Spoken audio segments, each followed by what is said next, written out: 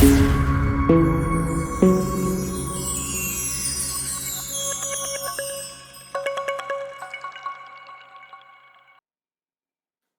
बार फिर से स्वागत है आप सभी लोगों का आपके इस चैनल 360 डिग्री में।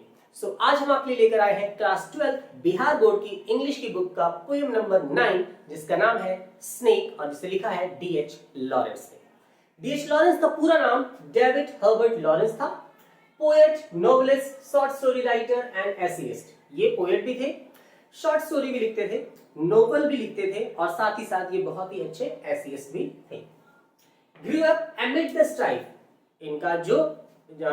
इनकी जो प्रगति हुई है वो दो चीजों के बीच में हुई है। दो चीजों के बीच में इन्हें चुनना था एक चीज, वो कौन सी चीज थी? तो strife between his gentle and educated mother. एक तो उसकी माँ के जो अच्छे गुण थे, उनकी माँ बहुत ही सभ्य थी और एजुकेटेड थी, या तो वो अपने माँ के गुणों को अपनाते, या फिर and his course minor father.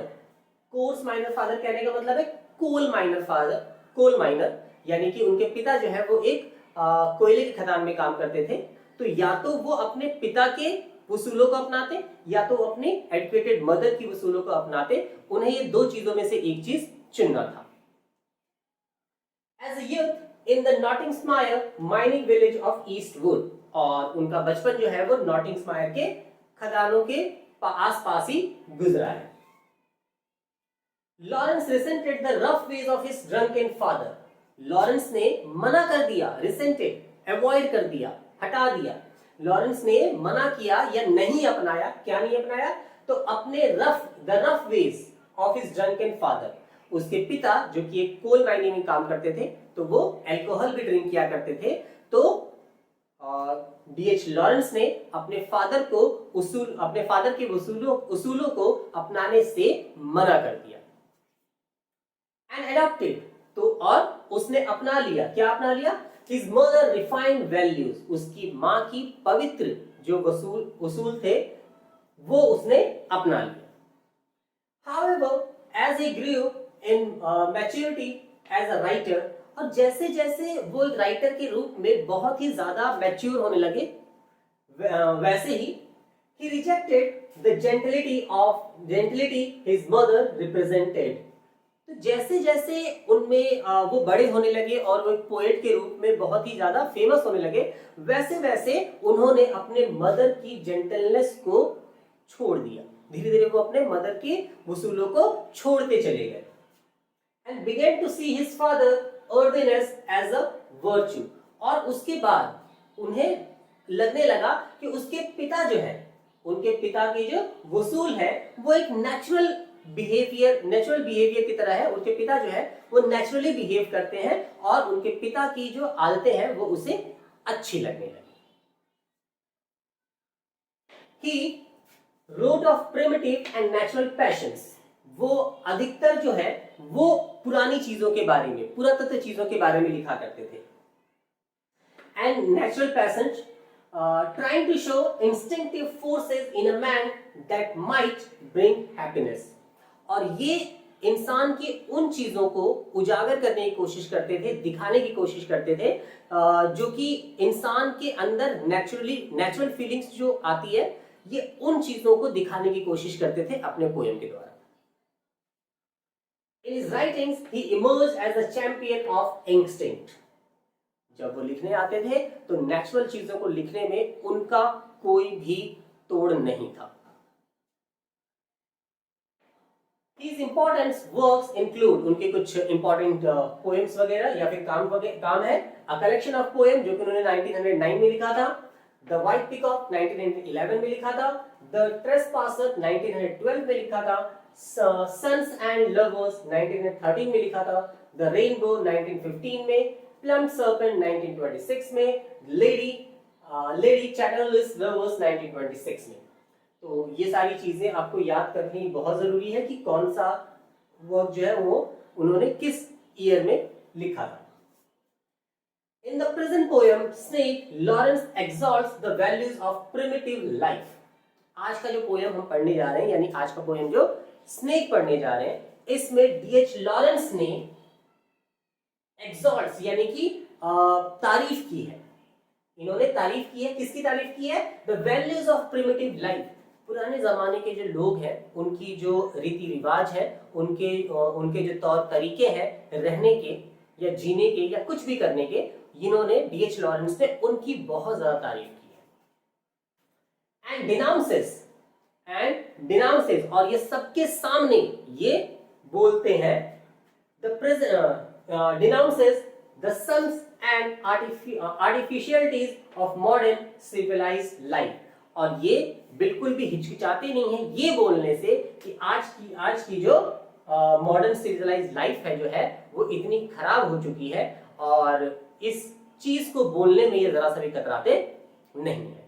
तो आज के इस पोएम में स्नेक में हम ये पढ़ने जा रहे हैं कि प्रिमिटिव लाइफ जो है वो पहले कैसी हुआ करती थी, कितनी अच्छी हुआ करती थी, और आज का जो मॉडर्न लाइफ है वो कितना बदल चुका है।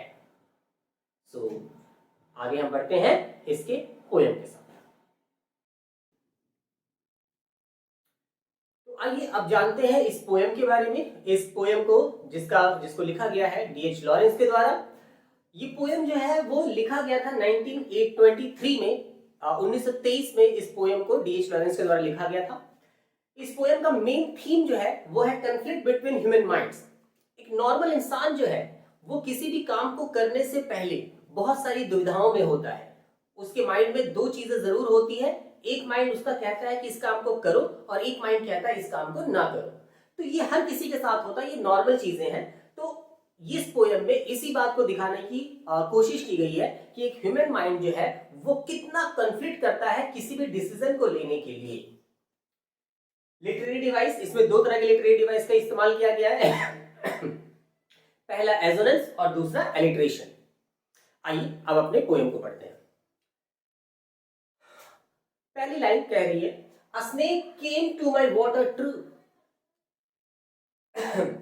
पोएट जो है वो अपने घर में है और सिचुएशन कुछ ऐसी है कि पोएट के घर के पीछे जो है एक वाटर ट्रू है। वाटर ट्रू का मतलब होता है एक ऐसी जगह जहां पे पानी इकट्ठा किया जाता है, या तो पौधों में पानी डालने के लिए या फिर किसी जानवर के पीने के लिए। एक ऐसी जगह जहां पे पानी इकट्ठा होता है उसे वाटर ट्रू कहते हैं। तो पोएट का जो घर है उसके पीछे एक वाटर ट्रू है और वहां पर a snake came to my water trough, वहां पर एक सांप जो है वो आया है। On a hot day and in pajamas। और वो कब आया है? तो ये जो पोएम लिखी जा रही है ये गर्मी के दिनों में लिखी जा रही है, और इसी वजह से वो कहता है कि स्नेक जो है वो मेरे वाटर ट्रू पे आया है बहुत ही गर्म दिनों में, यानी समर सीजन में। एंड आई इन पजामास, और मैंने पजामा पहन रखा है, क्योंकि गर्मी बहुत है इसलिए पोएट ने पजामा पहन रखा है। फॉर द हीट, आखिर बोल भी दिया उसने कि उसने पजामा पहन रखा है क्योंकि गर्मी बहुत है। टू ड्रिंक देयर, और सांप जो है वो किस लिए आया है? वो वाटर ट्रू पे आया है पानी पीने के लिए। In deep strange scented shade of the great dark carob tree, वो सांप जो है वो एक कैरब ट्री के पेड़ के नीचे है, और कैरब ट्री एक ऐसा पेड़ होता है जिसकी बहुत ज्यादा खुशबू फैलती है, जस्ट लाइक चंदन के पेड़ की तरह। और हो सकता है कि ये सांप जो है वो पोएट के वाटर ट्रू पे ही आया, क्योंकि यहाँ पे कैरब ट्री है और कैरब ट्री का सेंट जो है, उसकी खुशबू जो है वो उस सांप को यहां तक खींच कर लेकर चली आई। I came down the steps with my pitcher। मैं सीढ़ियों से नीचे उतरा, यानी कि उसका घर जो है उसके घर के पीछे वाटर ट्रू है और वहां तक जाने के लिए उसको कुछ स्टेप्स नीचे जाना पड़ता है, सीढ़ियां बनी है, 3-4 स्टेप्स होंगे। तो पोएट जो है वो अपने पिचर के साथ, पिचर एक घड़ा होता है सुराही के जैसा, तो पोएट जो है वो अपने पिचर के साथ, अपनी सुराही के साथ, या फिर बड़े से जग बोल सकते हो, बड़े से जग के साथ केम डाउन, वो सीढ़ियों से नीचे आया ताकि वो पानी ले सके। And must stand and wait, लेकिन तभी उसके दिमाग ने कहा कि मुझे वेट करना चाहिए, मुझे रुकना चाहिए। मस्ट स्टैंड, मुझे यहीं खड़े हो जाना चाहिए। फॉर देयर, क्यों? For there he was at the trough before me, क्योंकि सांप जो है वो मुझसे पहले वाटर ट्रू पे पहुंच चुका है।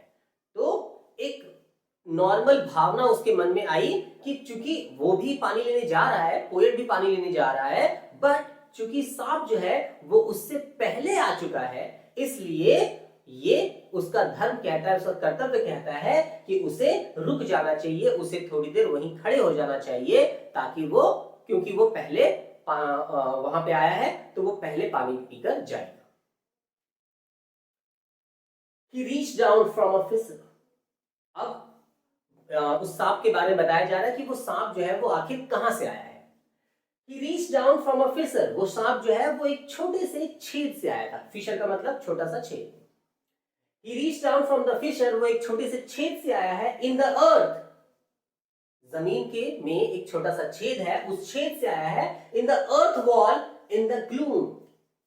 उसके घर के पीछे जो वाटर ट्रू था, तो उसके वो वाटर ट्रू जो है वो एक दीवार से घिरा हुआ था। तो उस दीवार में एक छोटा सा छेद था, और ग्लूम का मतलब यहाँ पे अंधेरा होता है। तो वो पोएट ये कह रहा है कि दीवार पे जो अंधेरी दीवार थी,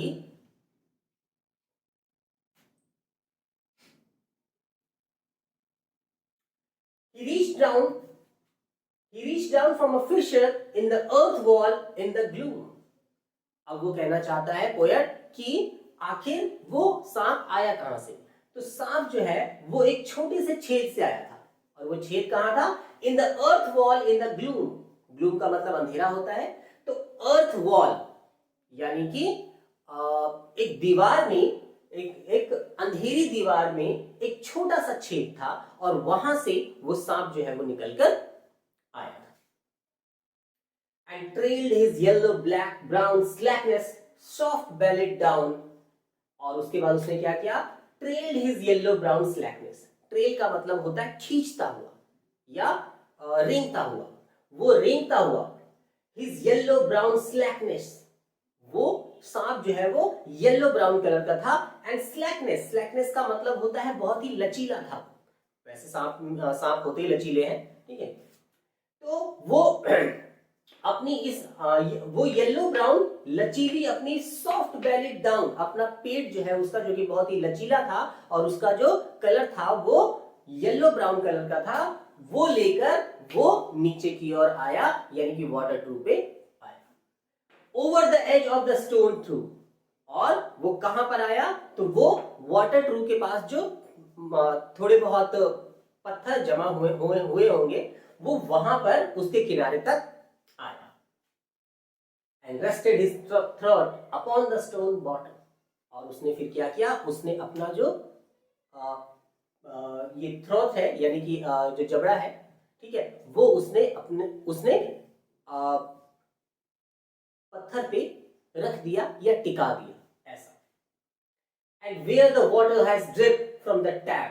उसने कहा अपना मुंह रखा? तो उसने अपना मुंह वहां रखा जहां पर पानी जो है, water has dripped from the tap, नलके से पानी जो है वो चू कर जहां जमा हुआ था या निकल कर जहां जमा हुआ था उस वाटर ट्रू में, वहां पे उसने अपना मुंह लगा दिया। इन अ स्मॉल क्लियरनेस, और सब कुछ साफ साफ दिखाई दे रहा था, यानी कि वो पानी जो था वो बहुत ही साफ था। He sipped with his straight mouth.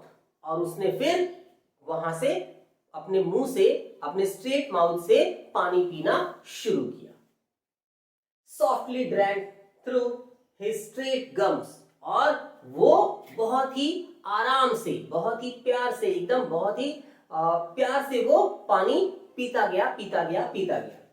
Into his slack long body. और वो पानी जो है उसकी लॉन्ग बॉडी में, लंबी बॉडी में अंदर जाता चला गया। साइलेंटली, ये सब कुछ एकदम आराम से हो रहा था। Someone was before me. और तभी उधर पोएट जो खड़ा था वो ये सोच रहा था कि someone was before me at my water true, कि मेरी वाटर ट्रू पे कोई मुझसे पहले आया है। And I like a second comer waiting. और इसलिए मुझे एक सेकंड कमर की तरह वेट करना चाहिए, क्योंकि जो पहले आया है उसका काम पहले होगा और जो बाद में आया है उसका काम बाद में होगा। सो यहां तक में क्या क्वेश्चन अराइज हो सकता है वो जरा देख लीजिए। तो सबसे पहला क्वेश्चन यही आ सकता है कि स्नेक जो है वो कहां आया था, तो स्नेक जो है वो वाटर ट्रू पे आया था। सेकंड क्वेश्चन इसमें से अराइज हो सकता है कि स्नेक जो है वो कौन से सीजन में आया था, तो स्नेक जो है वो समर सीजन में आया था। एंड तीसरा क्वेश्चन कि पोएट ने क्या पहन रखा था, तो the poet was in pyjamas, poet ने पजामा पहन रखा था। चौथा क्वेश्चन इसमें से आ सकता है कि स्नेक जो है वो किस पेड़ का सेंट महसूस करके वाटर ट्रू तक आया था, तो इसका आंसर हमारे पास है कैरब ट्री। पांचवा क्वेश्चन इसमें से हो सकता है कि पोएट जो है वो किसके साथ या क्या साथ में लेकर वाटर ट्रू पे आया था, तो द आंसर इज पिक्चर, एक छोटा सा घड़ा। उसके बाद अगला क्वेश्चन इसमें से हो सकता है कि कि स्नेक जो है वो कहां से आया था, तो snake came down from a fissure, वो एक फिशर से आया था इन द अर्थ वॉल। उसके बाद अगला सवाल हमारे पास हो सकता है कि स्नेक का कलर क्या था, तो स्नेक वाज येलो ब्राउन। और उसके बाद अगला क्वेश्चन इसमें से हो सकता है कि या सेकंड कमर, यहां जो पोएम में सेकंड कमर का इस्तेमाल किया गया वो किसके लिए इस्तेमाल किया गया है, तो सेकंड कमर जो है वो पोएट के लिए इस्तेमाल किया गया है। तो इसमें से इतना ही क्वेश्चन अराइज हो सकता है। अब इसके आगे का पोएम हम लोग पढ़ते हैं। तो अगली लाइन में पोएट हमसे क्या कहता है, अगली लाइन में पोएट हमसे ये कहता है कि he lifted his head from his drinking as cattle do, अभी तक वो पानी पी रहा था, वाटर ट्रू पे अपना मुंह लगा के वो पानी पी रहा था। He lifted his head, और पानी पीते पीते उसने अपना सर जो है वो ऊपर उठाया, as cattle do, और कुछ इस तरह से उठाया जिस तरह से कैटल यानी कहने का मतलब है गाय भैंस बिल्ली बकरी जब पानी पीती है तो पानी पीते पीते जिस तरह से वो अपना सर उठाती हैं, तो उसी तरह से स्नेक ने भी पानी पीते पीते अपना सर उठाया।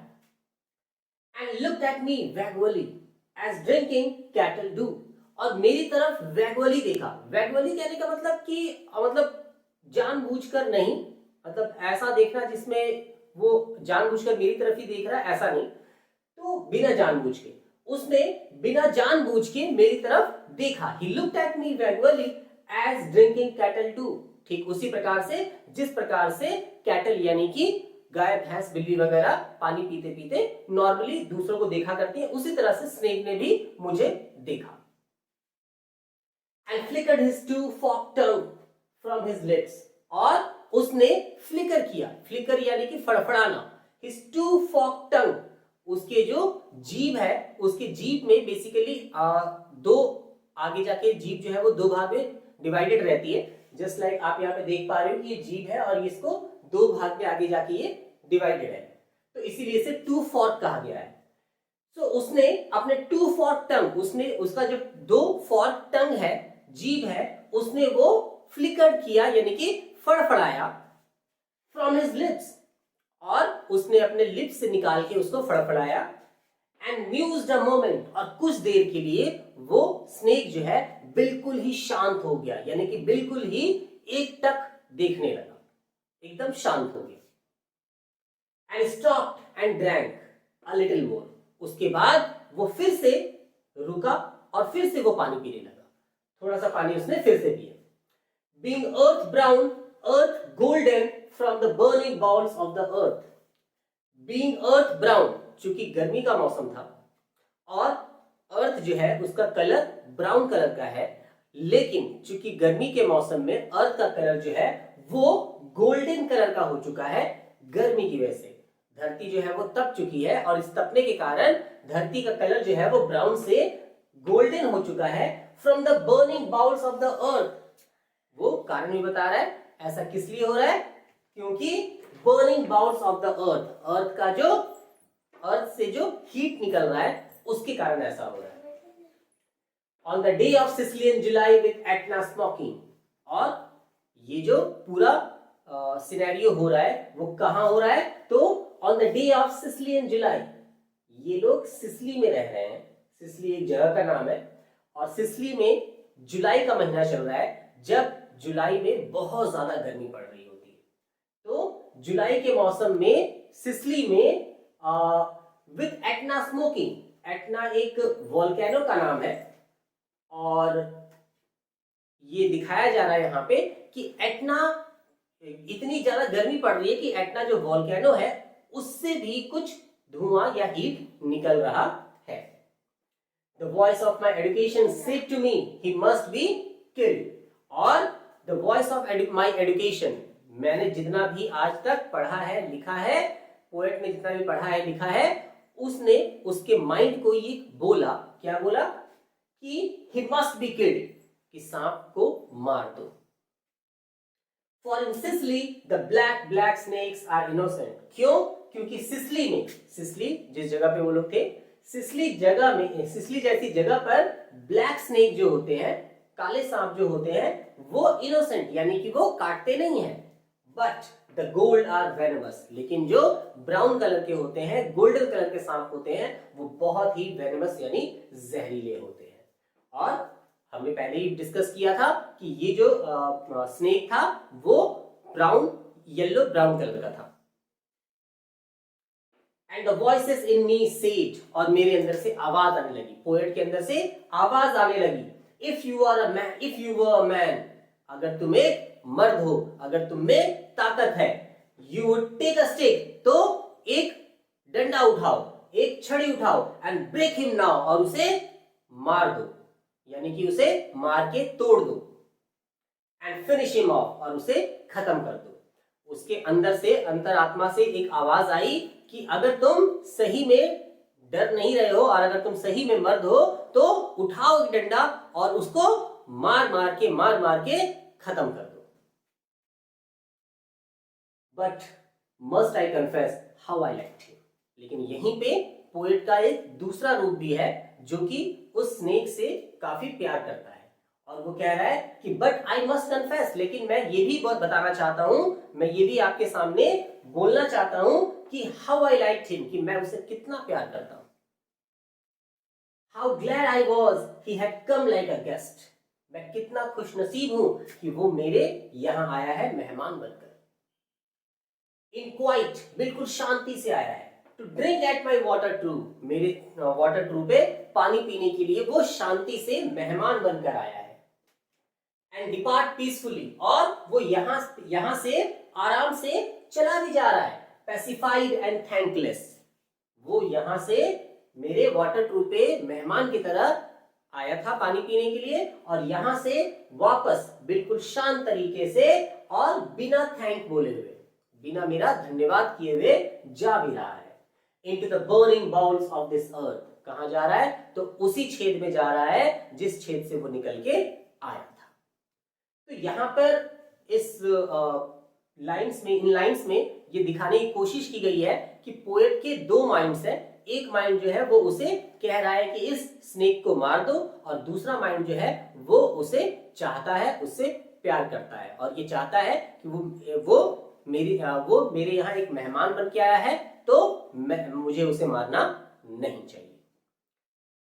और इसमें क्या क्या क्वेश्चन बन सकते हैं वो जरा देख लीजिए। इसमें क्वेश्चन ये बन सकता है कि he lifted his hat from his drinking as cattle do, उसने अपना सर जो है वो किसकी तरह उठाया? तो उसने अपना सर जो है वो कैटल की तरह उठाया। And looked at me vaguely, उसने, ये बहुत फेमस लाइन है, he looked at me vaguely, उसने किस तरह से देखा? तो उसने vaguely देखा। And flickered his two forked tongue from his lips, और उसका जो टंग था उसमें कितने फॉर्क थे? तो उसमें 2 फॉर्क थे।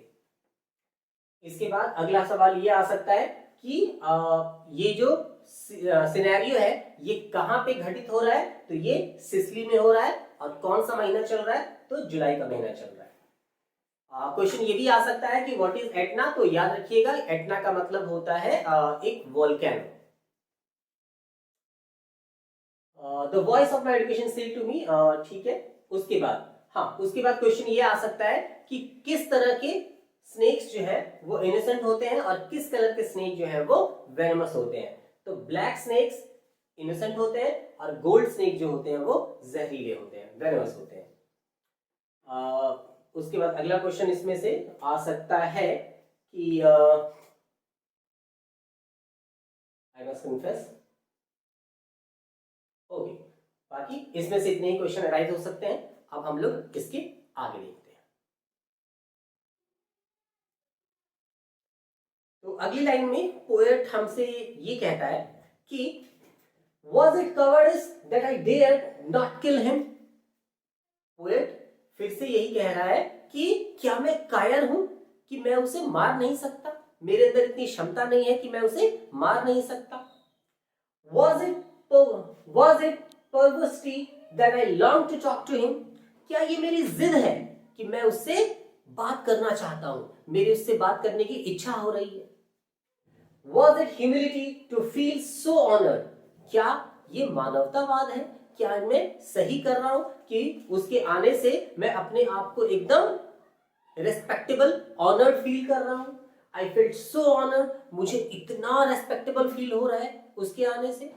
तो कहने का अर्थ यहाँ पे यही है कि उसके मन की जो मन में दो भाव उत्पन्न हो रहे हैं, वो बार बार उससे सवाल कर रहे हैं। एक तो उसका मन ये कह रहा है कभी कि इसको मार दो, और दूसरा मन ये कह रहा है कि नहीं, इससे प्यार करो।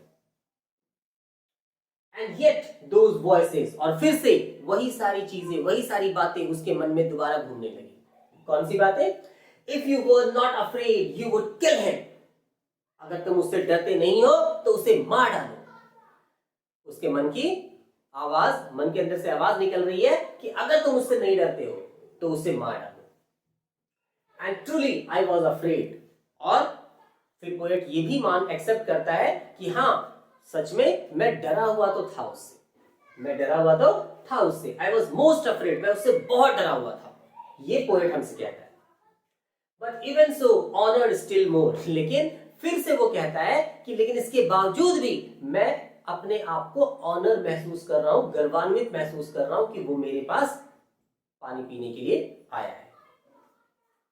That he should seek my hospitality, और उसे इस बात का गर्व महसूस हो रहा है, उसे ये लग रहा है कि वो मेरे घर पे आया है पानी पीने के लिए, तो मुझे उसकी खातिरदारी करनी चाहिए, क्योंकि वो मेरा मेहमान है। I should seek his hospitality, मुझे उसकी मेहमान नवाजी करनी चाहिए। From out the dark door of the secret earth, वो जो उस काले से अंधेरे वाले छेद में से आया है, उसका मुझे स्वागत करना चाहिए। He drank enough. He drank enough and lifted his head. उसने मन भर या जी भर पानी पी लिया, और जब जी भर के जब कोई पानी पी लेता है या खाना खा लेता है तो वो थोड़ा सा सुस्त हो जाता है। तो he drank enough and lifted his head, उसने काफी पानी पी लिया, जी भर के पानी पी लिया, मन भर के पानी पी लिया, और उसके बाद उसने अपना सर जो है वो ऊपर की तरफ ऐसे उठाया। Dreamily as one who has drunken, और ऐसा लग रहा था कि जैसे वो सपने में है। तो चूंकि उसने अभी काफी पानी पिया है, जी भर के मन भर के पानी पी लिया है, इस वजह से वो थोड़ा सा स्लो रिएक्ट कर रहा था। और सो के उठने के बाद जिस प्रकार से हम लोग थोड़ा सा लेट रिएक्शन देते हैं, तो उसी तरह से वो भी लेट रिएक्शन दे रहा था। इसलिए पोएट कह रहा है कि ऐसा लग रहा है जैसे कि वो ड्रीमली, यानी कि सपने में हो। As one who has drunken, और ऐसा लग रहा था जैसे कि उसने शराब वगैरह पी रखी है। And he flickered his tongue, और तभी उसने अपनी जीभ जो है वो लपलपाई। Like a forked night on the air so black, like a forked night on the air so black, और उसकी जब जीभ निकली तो वो एकदम काली थी, एकदम मतलब रात की तरह काली। जितनी काली रात का अंधेरा होता है, उसकी उतना काला उसका वो जीभ। Seeming to lick his lips, और ऐसा लग रहा था जैसे कि वो मतलब अपना टंग जो है वो बाहर नहीं निकाल रहा, वो टंग से जो है वो अपने लिप्स को ऐसे करते हैं, तो अपने लिप्स को जो है वो चाटने का प्रयास कर रहा है। And looked around like a God, और वो उठ के ऐसे शो कर रहा था, ऐसा लग रहा था जैसे कि वो एक भगवान की तरह दिख रहा हो।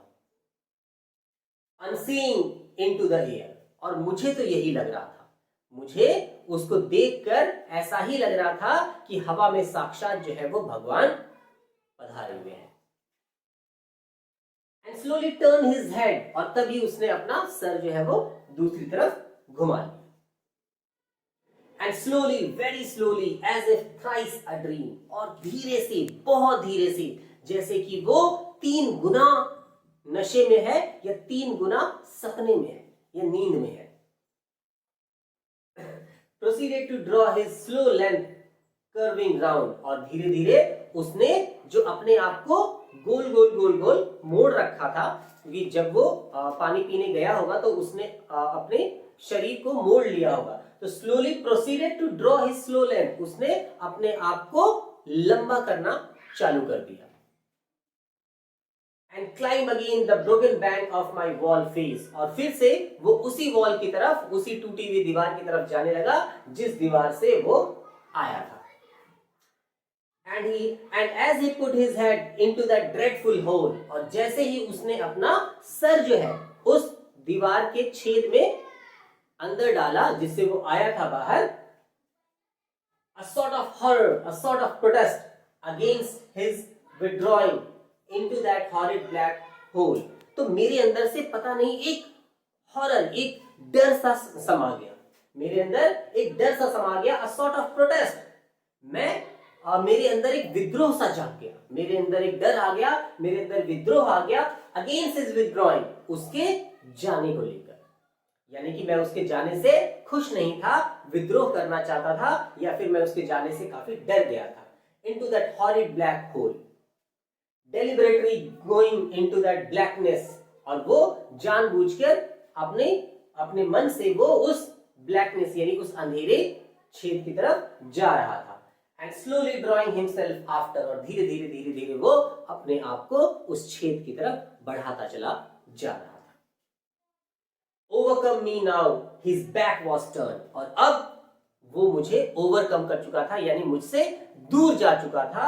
एंड बैक वाज टर्न, और उसका जो बैक है, उसका जो पीठ है वो टर्न हो चुका था, यानी वो मेरी तरफ नहीं था। तो इसमें क्या क्वेश्चन बन सकता है वो देखिए। इसमें क्वेश्चन ये बन सकता है कि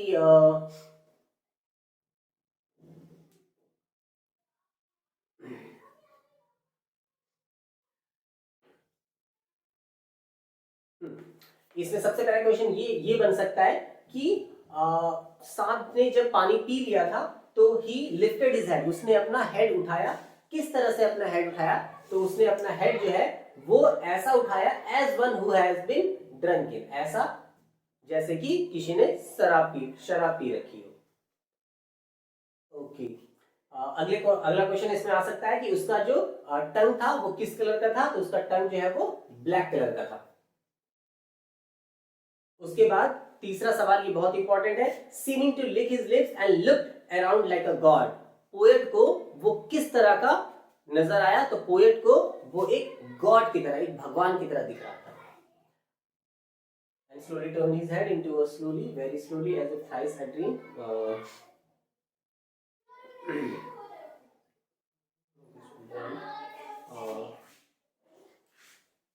ओके, इसमें से और कोई क्वेश्चन बन नहीं सकता। अगर और कोई क्वेश्चन बनेगा तो वो मैं आपको एमसीक्यू में इसमें दे दूंगा। ठीक है, इसके बाद की लाइन पढ़ते हैं। तो अगली लाइन में पोएट हमसे ये कहते हैं कि आई लुक्ड राउंड, मैंने आसपास चारों तरफ देखा। I put down my teacher, और मैंने अपने हाथ में जो घड़ा ले रखा था वो उसने नीचे रख दिया। I picked up a clumsy log, clumsy का मतलब होता है टेढ़ा मेढ़ा, लॉग का मतलब होता है छोटा सा डंडा, छड़ी या फिर लकड़ी मान लीजिए। तो उसने कहा कि मैंने चारों तरफ देखा, मैंने अपना घड़ा नीचे रख दिया और मैंने एक टेढ़ा मेढ़ा सा एक लकड़ी या एक डंडा उठाया, and through it at the water through, और मैंने इसे वाटर थ्रू की तरफ फेंका। विद अ क्लैटर, एक आवाज के साथ ऐसे। तो उसने उसे बड़ी जोर से वाटर थ्रू की तरफ फेंका। I think it did not hit him, और पोएट को लगा कि शायद वो लकड़ी जो है, वो डंडा जो है वो स्नेक को नहीं लगा। उसने बेसिकली वो लकड़ी फेंका था उस सांप को मारने के लिए। But suddenly that part of him that was left behind, लेकिन उसे लकड़ी लगी तो नहीं, डंडा लगा तो नहीं, लेकिन सांप बिल के अंदर जा ही रहा था। लेकिन तभी जब उसने वो डंडा फेंक के मारा आवाज के साथ, तो उसे अनुभव हुआ कि जो पार्ट अभी तक वो सांप जो है वो आराम से चल रहा था, आराम से जा रहा था, लेकिन जैसे उसने लकड़ी फेंक के मारा तो जो पार्ट बिल के बाहर रह गया था वो एकदम जल्दी से अंदर की तरफ भागा, उसमें एक फुर्ती आ गई।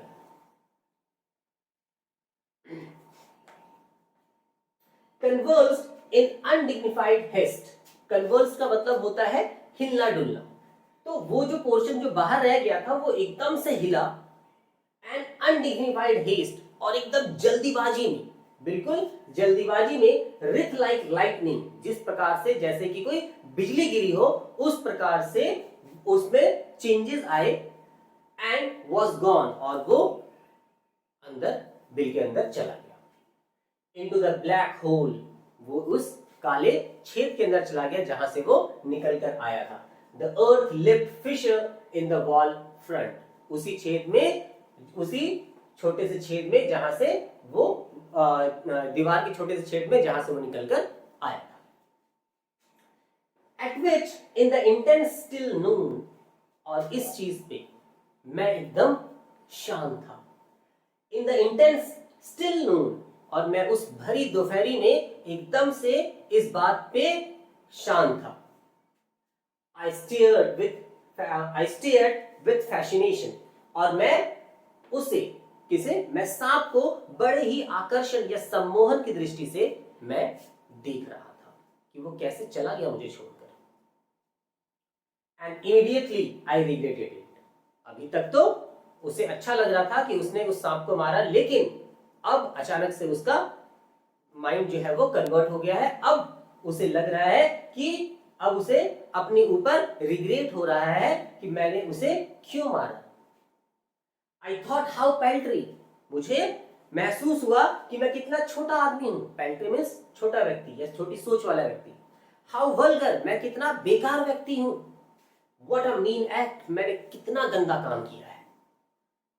अभी जस्ट उसका दिमाग कुछ और कह रहा था और तुरंत ही उसका दिमाग जो है वो रिग्रेट करने लगा और ये सोचने लगा कि वो कितना खराब व्यक्ति है, कितना गंदा व्यक्ति है, उसने कितना गलत काम किया है। I despise myself, मुझे उसे अपने आप से नफरत होने लगी। And the voices of my accursed human education, और उसके अंदर से एक आवाज आने लगी, उसके अंदर से एक श्राप वाली आवाज आने लगी, उसके अंतर आत्मा जो है उसे श्राप देने लगी, ये बोलकर कि आज तक तुमने जितना कुछ भी पढ़ा है, आज तक तुमने जितनी भी चीजें, जितना भी ज्ञान प्राप्त किया है, वो सब का सब आज बेकार हो गया। उसकी अंतरात्मा उसे धिक्कार रही थी, उसे श्राप दे रही थी, अकर्स्ड, श्राप दे रही थी। And I thought of Albatross, और तभी पोएट को याद आता है एल्बाट्रॉस। एल्बाट्रॉस बेसिकली एक समुद्री पक्षी है जो कि जिसके पास बहुत ही ज़्यादा ताकत होती है और वो बहुत देर तक, उसके जो पंख है बहुत ही मजबूत होते हैं और वो बहुत देर तक हवा में अपनी उड़ान भर सकता है। और बेसिकली एल्बाट्रॉस जो है वो सैमुअल टेलर का एक वर्क है, एक पोएम है जिसका नाम है the rime of ancient mariner. The rime of ancient mariner में क्या होता है कि जो मैराइनर है वो एल्बाट्रॉस की हत्या कर देता है और हत्या करने के बाद उसे बहुत दुख होता है कि आखिर उसने एल्बाट्रॉस की हत्या क्यों कर दी। तो ठीक उसी प्रकार जिस प्रकार से मैराइनर जो है वो एल्बाट्रॉस की हत्या करने के बाद बहुत ही दुखी होता है, ठीक उसी प्रकार यहाँ पर डीएच लॉरेंस जो है वो स्नेक को मारने के बाद बहुत ही दुखी हो रहा है, इसलिए यहाँ पे एल्बाट्रॉस से उसका कंपैरिजन किया गया है। And I thought of the albatross, और मुझे याद आई एल्बाट्रॉस की कि उसके साथ भी ऐसा ही हुआ था। And I wished he could come back, और मैं चाहने लगा, मेरी इच्छा होने लगी कि काश वो मेरे पास दोबारा आ जाए। कौन? सांप। वो सांप जो है वो मेरे पास दोबारा आ जाए। For he seemed to me again like a king, क्योंकि वो मुझे एक राजा की तरह दिखाई दे रहा था या फिर एक भगवान की तरह दिखाई दे रहा था। Like a king in exile, वो मुझे एक ऐसा राजा दिखाई दे रहा था जिस पर किसी ने ध्यान नहीं दिया है, अनक्राउंड, जिसको किसी ने ताज नहीं पहनाया है, इन द अंडरवर्ल्ड, अंडरवर्ल्ड की दुनिया में। अंडरवर्ल्ड कहने का मतलब है जमीन के नीचे की दुनिया में। Okay, now due to be crowned again, और अब भी उसे क्राउन पहनाना बाकी ही रह गया।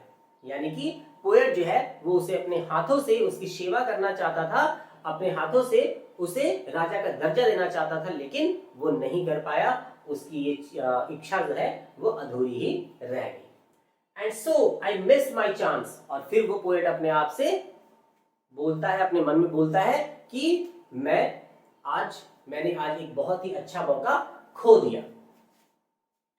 With one of the lords of the life, मैंने आज एक बहुत ही अच्छा मौका खो दिया। मेरे पास भगवान खुद चलकर आए थे और मैं उन्हें पहचान नहीं पाया।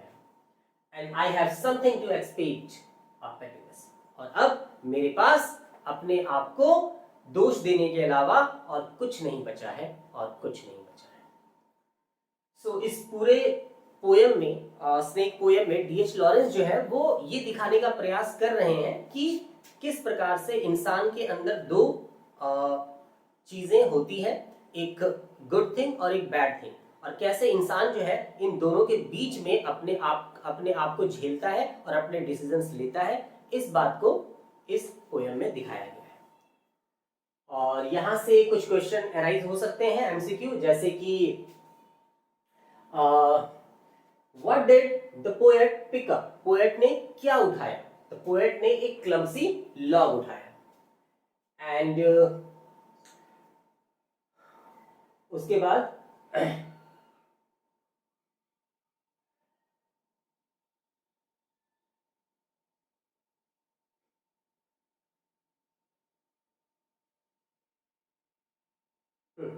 अगला क्वेश्चन ये आ सकता है कि पोएट ने स्नेक को जब मारा तो उसके बाद उसे किसकी याद आई? तो उसे एल्बाट्रॉस की याद आई। और इसके अलावा और भी कोई क्वेश्चन अगर होगा तो वो उसकी लिस्ट मैं आपको इस वीडियो के लिंक में प्रोवाइड करवा दूंगा। इसके जितने भी एमसीक्यूज हैं, इंपॉर्टेंट एमसीक्यूज, उसका मैंने पीडीएफ बना दिया है, और उसका लिंक जो है आपको इस वीडियो के डिस्क्रिप्शन बॉक्स में या डिस्क्रिप्शन लिंक में मिल जाएगा। और साथ ही साथ इसका जो समरी है उसका लिंक भी आपको, उसका पीडीएफ भी आपको इस वीडियो के डिस्क्रिप्शन बॉक्स में मिल जाएगा। सो मिलते हैं अपने नए एपिसोड में एक नए पोएम के साथ। सो तब तक के लिए धन्यवाद। अगर आपको हमारे वीडियो में कुछ भी गलत लगा हो या मिसिंग लगा हो तो हमें कमेंट सेक्शन में जरूर बताएं। हम अगले वीडियो में ठीक करने का प्रयास करेंगे।